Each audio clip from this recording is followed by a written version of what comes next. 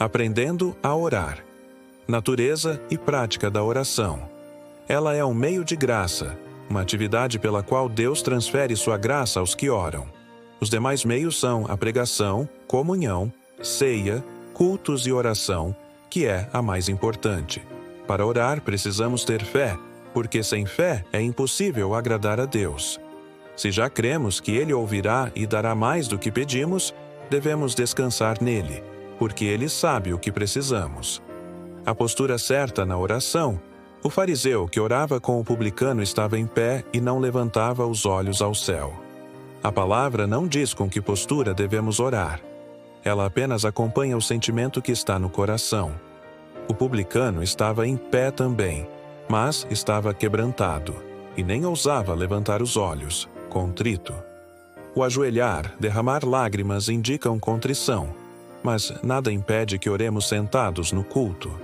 Podemos também orar rindo, com alegria, demonstrando gratidão. Relação da oração com a Palavra de Deus. Em João 15:7, Jesus nos diz: Se permanecerdes em mim, e as minhas palavras permanecerem em vós, pedireis o que quiserdes e vos será feito.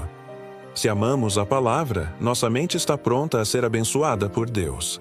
Lectio Divina é uma prática muito usada na Idade Média, em que podemos orar pela própria palavra.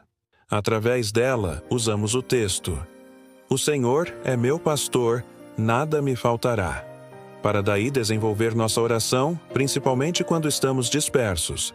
A própria palavra nos ajuda a orar, a meditar e a desenvolver a oração, aproveitando o versículo para dizer, por exemplo, Sou tua ovelha, busca-me, cuida de mim. O Salmo 19, verso 14 diz: As palavras dos meus lábios e o meditar do meu coração sejam agradáveis na tua presença, Senhor, rocha minha e redentor meu. Disciplina da oração. Paulo, em Colossenses, nos manda orar sem cessar.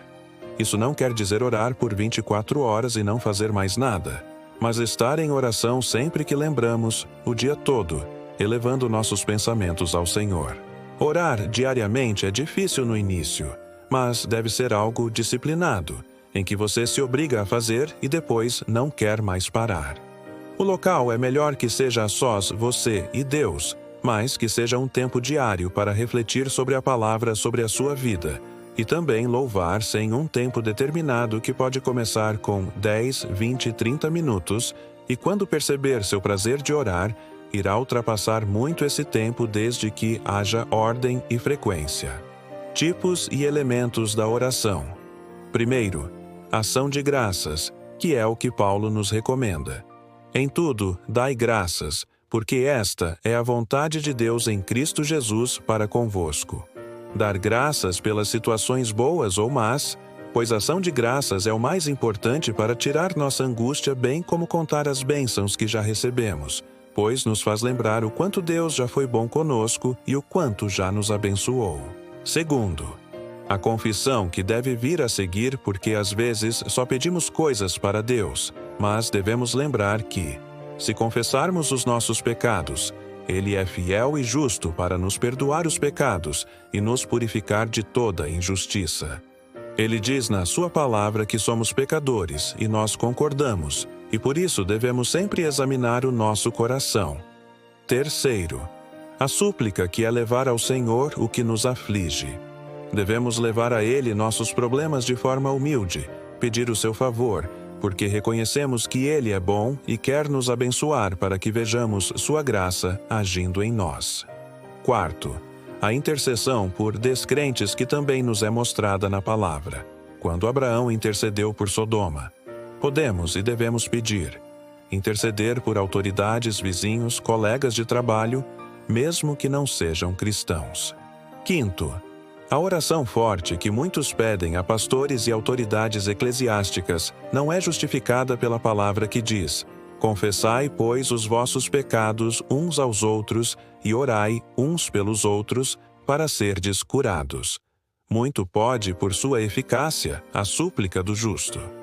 A oração forte do justo é a oração do que foi justificado, e se você foi salvo e, consequentemente, justificado, nenhuma oração é mais forte que a sua. Sua oração é tão forte quanto a de qualquer outro irmão. Ore a Deus com confiança que Ele está ouvindo.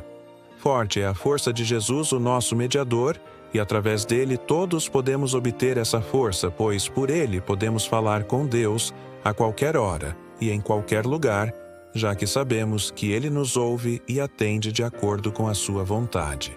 Sexto, a relação da soberania de Deus com a oração.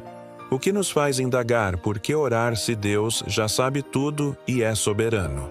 Porque a sua palavra determinou meios, causas secundárias, que contribuem para que a vontade dele se cumpra. Quando alguém ora por uma pessoa, ele cumpre seu propósito por meio da oração. Nossa oração muda a vontade de Deus?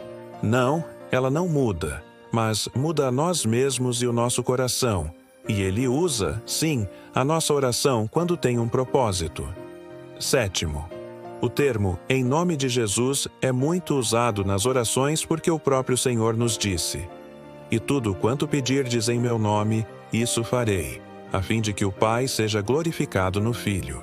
Esse termo, entretanto, não é mágico, nem místico, como um talismã, e também não é pelo sangue, mas devemos orar na dependência dele.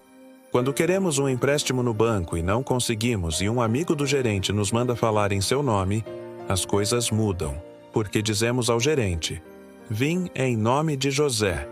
Isso quer dizer, estou aqui pela influência, popularidade, carinho que tem por ele, na sua mediação, e assim é com Jesus.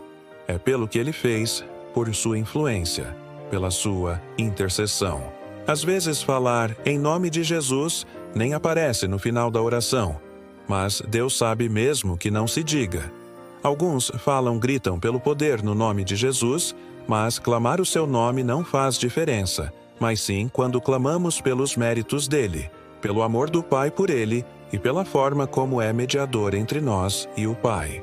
Oitavo, a palavra nos diz que devemos orar com toda oração e súplica, orando em todo o tempo no Espírito, e para isto vigiando, com toda perseverança e súplica, por todos os santos. Isso também não quer dizer que devemos não fazer mais nada a não ser orar, mas significa estar em espírito de oração todo o tempo entre e durante nossos afazeres. Durante as nossas atividades diárias, nosso coração deve estar em comunhão com Ele. E, se Ele falar, ouvimos, se nos guiar, seguimos. Isso é estar em espírito de oração. Nono, a vontade do Pai que é sempre soberana, e Ele pode atender ou não nossas orações pelos motivos que Ele conhece e que não nos cabe contestar. Seu próprio Filho pediu que afastasse dele o cálice que deveria tomar, mas aceitou que fosse feita a vontade do Pai, sempre. Isso devemos fazer sempre, lembrando que Ele é soberano e sabe o que é melhor para nós, de acordo com seus propósitos. Por isso, a Ele sempre a glória pelo que foi, é e continuará sendo. Amém.